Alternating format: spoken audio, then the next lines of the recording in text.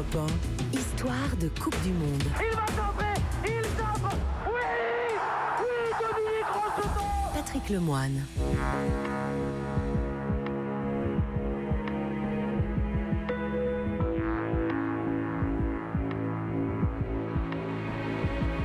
Ce n'est pas au sens propre un huitième de finale que va disputer l'équipe de France ce mercredi 20 juillet 1966 à Wembley à l'occasion de la 8e Coupe du Monde. Mais ce dernier match du groupe 1 face à l'Angleterre y ressemble fort. Que les tricolores, comme on les appelle à l'époque, le remportent par 2 buts d'écart, ils seront en quart. Et les Anglais rentreront chez eux, c'est-à-dire à Leicester, Manchester, Liverpool, Birmingham ou ailleurs. Impensable. D'abord, parce que le pays organisateur ne s'est jamais fait sortir dès le premier tour au cours des 7 mondiaux précédents. Mais surtout, parce qu'au regard de ce qu'ils ont montré lors des 2 premières rencontres, on voit mal comment les Français pourraient avoir la peau des Three Lions, le surnom des Anglais. Pas tant parce que l'équipe de Captain Bobby Moore est auparavant surclassée d'Uruguay puis de Mexique, il s'en est même fallu de beaucoup, mais parce que les prestations de celles commandées sur le terrain par le monégasque Marcel Artelleza ont été d'un bout à l'autre affligeantes face à ces 2 mêmes nations. Tactiquement, techniquement, mais aussi mentalement. Car pas une seule fois durant les 180 précédentes minutes, les joueurs français n'ont fait preuve d'envie, d'entrain ou de plaisir et n'ont montré la moindre rébellion lorsque les choses sont allées mal, et Dieu sait si c'est arrivé souvent. Ce mercredi 20 juillet, lorsque le Mexicain Arturo Yamazaki donne à 19h30 le coup d'envoi de la 7e confrontation entre les 2 pays disputée sur le sol anglais, tout est contre les Français. Leur médiocrité du moment, le statut de leurs adversaires, le public, 98 270 spectateurs, tous anglais ou presque, les stats, la France n'a jamais gagné en Angleterre, et le temps, il fait froid et une pluie fine tombe sur Londres.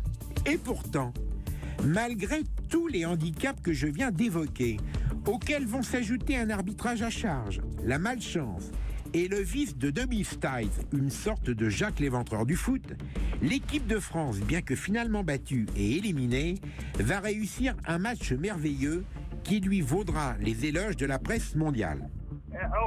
Honnêtement, je vais te dire, tu sais quand tu pars, que tu es battu, que tu n'as plus rien à perdre, qu'est-ce que tu fais? Tu joues. Marcel Aubourg. Et comme on savait que, il n'y avait plus rien à perdre, mais on a joué tranquille, voilà, et puis on a fait un bon match. Et je te dis parce qu'on n'avait plus l'angoisse de si on savait qu'on ne pouvait pas gagner, donc on a joué décontracté, et c'est pour ça qu'on a réussi un match super, un bon match. Mais en plus, maintenant, alors là, tu vois, il y a eu quand même encore, c'est pas une critique, mais c'est une constatation. Par exemple, Gondé, il est arrivé blessé en Angleterre. Il avait les adducteurs, il avait fait une grosse saison avec Nantes, il avait les adducteurs blessés. Et il s'entraînait pas. Et ils l'ont fait jouer. Alors qu'on avait quand même Nestor Combin, Kouékou, qui était disponible. Et ils ne l'ont pas fait jouer. Alors, tu comprends, ça pouvait pas aller. Un flashback s'impose afin de mieux comprendre ce qui s'est passé. Après 3 semaines de préparation à Peebles, en Angleterre, où il a beaucoup plu, le sélectionneur Henri Guérin, ses 2 adjoints, Lucien Jasseron, Robert Domergue, et les joueurs sont arrivés à Londres 48 heures seulement avant leur premier match contre le Mexique, dont le gardien, Antonio Carbaral, allait disputer sa 5e Coupe du Monde, comme l'ont fait depuis Lothar Matthäus, Gigi Buffon et son compatriote Rafael Marquez cette année. La longueur du stage, l'isolement dans un château au milieu de nulle part, la météo humide ont un peu plombé l'atmosphère, d'autant que 2 ou 3 joueurs qui se pensaient indispensables ont vite compris qu'ils ne seraient pas titulaires et se sont plus ou moins mis d'eux-mêmes hors jeu. Et si Marcel Aubourg, indiscuté titulaire dans les buts et ambianceur de service né à Saint-Tropez, y a mis beaucoup du sien, il n'est pas toujours parvenu à alléger le climat. J'ai toujours été comme ça, même aujourd'hui à 80 piges, je n'ai pas changé, tu vois. Marcel Aubourg. Tu sais, je suis une famille de 8 enfants.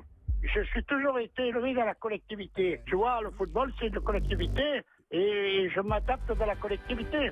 Il y en a qui n'arrivent pas à s'adapter. Moi, c'était ma vie. Déjà, au départ, en naissant, j'avais que des sœurs. Alors, tu vois un peu. Et j'ai toujours aimé la collectivité. J'ai toujours aimé l'ambiance. Aujourd'hui, c'est pareil. Tu vois, j'organise les parties de boules, le ci, le là.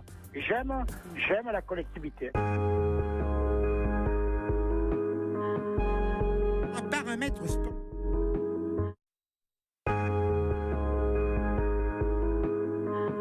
Un paramètre sportif a petit à petit miné le moral de l'équipe.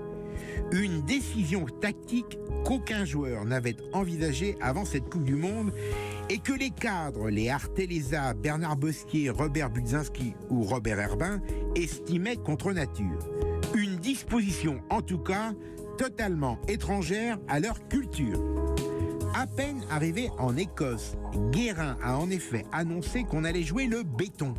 Une façon de défendre qui, hormis à Bordeaux et à Lyon, le club de Jasseron où on l'appliquait, avait un peu partout été banni, en commençant à Nantes, le champion de France en titre, où l'on préférait jouer la ligne avec application stricte du hors-jeu. Il n'y a jamais personne qui parle qu'on avait 3 entraîneurs et 3 entraîneurs de styles différents. Marcel Aubourg. Alors, tu avais Domergue, qui jouait à Valenciennes, qui jouait un peu comme avec Nantes la ligne. Tu avais Chasson, qui jouait à l'époque, on appelait ça le béton avec un libéraux, je ne sais pas si tu te souviens, il y avait Bordeaux et Lyon. Thierry qui ne savait pas où il était. On ne savait pas comment il jouait. Alors tu commences à... Un jour on jouait le style de Nantes et de Valenciennes, le lendemain on jouait le style de Bordeaux et Lyon, et les mecs on ne savait plus où on était, quoi, tu vois. Les types, par exemple Uzinski, quand il fallait jouer le béton, il ne savait pas comment se mettre. Quand on jouait la ligne, Arteleza, il ne savait pas comment se mettre. En fait, c'était... Alors bon, ça a été comme ça. Quand on a joué le premier match contre le Mexique, il jouait avec un attaquant. Et ça, je ne me rappelle plus, c'est celui-là qui a mis le but. L'arrière, il devait suivre, si par exemple l'attaquant, il était du côté à l'époque, c'était Michel qui jouait arrière gauche, mais s'il venait à droite, il fallait qu'il le suive. Après, c'était une panique de l'autre monde, je te dis pas, plus personne ne savait comment c'était.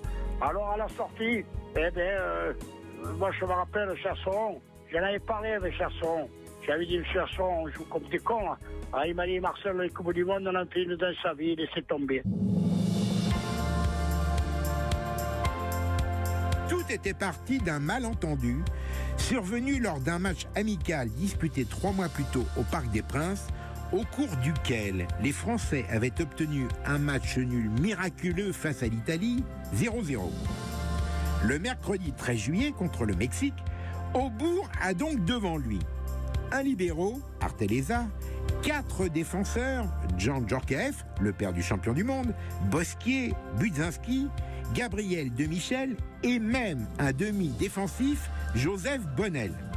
Cela débouche sur un pénible match nul, 1-1, quand en théorie, une victoire des tricolores eût été logique face au plus faible de leurs 3 adversaires de ce premier tour.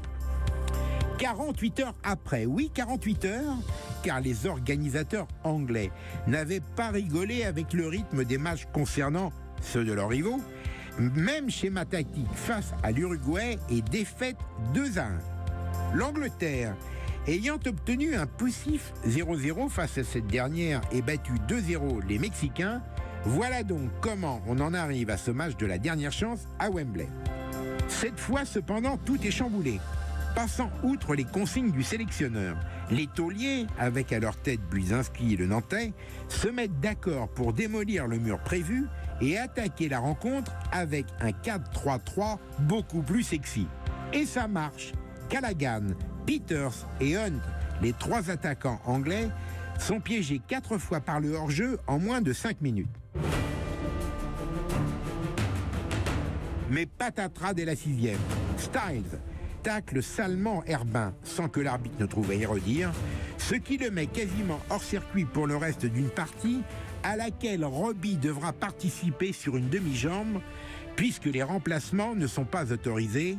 Ils ne le seront que 4 ans après au Mexique. Cette énorme tuile va alors, et c'est tout à fait paradoxal, complètement libérer ses camarades. Comme si chacun, semblant dès lors se ficher pas mal du score final, avait retrouvé le plaisir de jouer collectivement et celui de venir soutenir sans le moindre calcul le petit copain en difficulté. Cette solidarité, cette ingéniosité, cette vivacité et cette imagination vont alors trimballer les Anglais d'une ligne de touche à l'autre dans leur propre camp sans qu'ils ne voient le ballon pendant près d'une demi-heure. Mais patatras une deuxième fois.